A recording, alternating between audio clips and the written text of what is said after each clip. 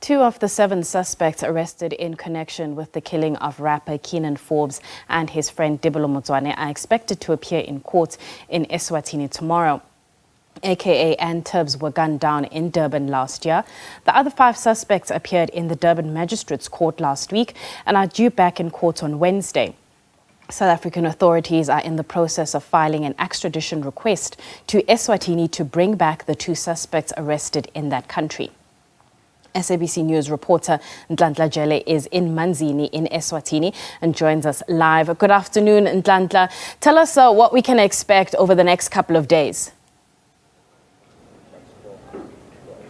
Good afternoon to you and to our viewers at home. Indeed, as you can see, I'm just going to quickly step out of the shot just to show you where we are. We are currently at the Manzini Magistrates Court, where the 2 suspects are expected to appear here tomorrow for that extradition process to officially begin. Remember, we do know that last week when they appeared in court, it was postponed to tomorrow so that the comprehensive report application can be sent or given to their defense. We understand that there is a meeting currently happening between Eswatini's NDPP and also the defense attorneys for these suspects, just so they can go through the nitty-gritties that need to happen before the court sits tomorrow. As you currently see, this is the court where they're expected to appear. We also do know that when they were arrested, there was a 3rd suspect. However, because he ran away or is nowhere to be found at the current moment, he had not appeared in court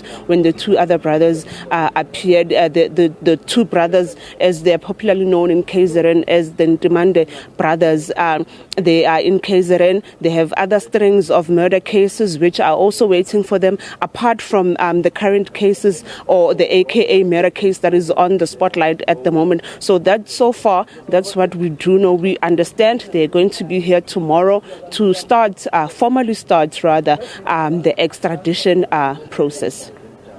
In terms of that extradition process, perhaps you can shed some light. What do we know in terms of the success rate of it from the people you're speaking to? What are they saying?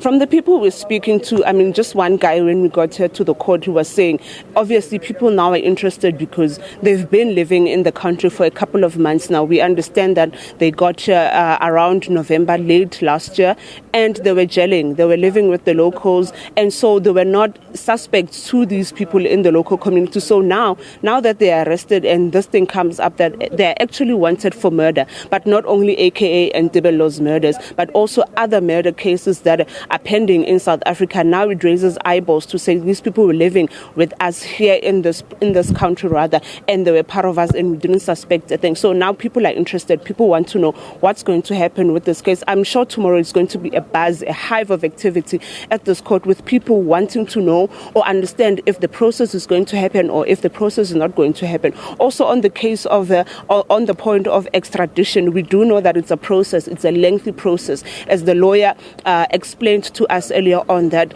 it's not an easy or a one-size-fits-all glove for everybody. Sometimes it can take up to 3 years depending on what is contained in the application. But in this case, we asked him if his clients are pleading guilty or they are agreeing to what has been submitted already. Remember last week there was a provisional application made for the extradition process to begin. So far he said to us, unfortunately he cannot divulge that information at the moment, but what he did mention to us was that depending on what is contained in this application and what his clients are advising him, that will determine whether the process is smooth and quick or whether it's going to take long, or if tomorrow there will be a postponement or not. But we also do know that it's not going to be a one-day thing, whether if the extradition is granted tomorrow, for example, it's not going to happen immediately tomorrow. Remember, unlike deportation, extradition takes a while because it's 2 states coming together, making arrangements to meet to hand over the suspects, whereas with deportation they pay a fine and then they are dropped off,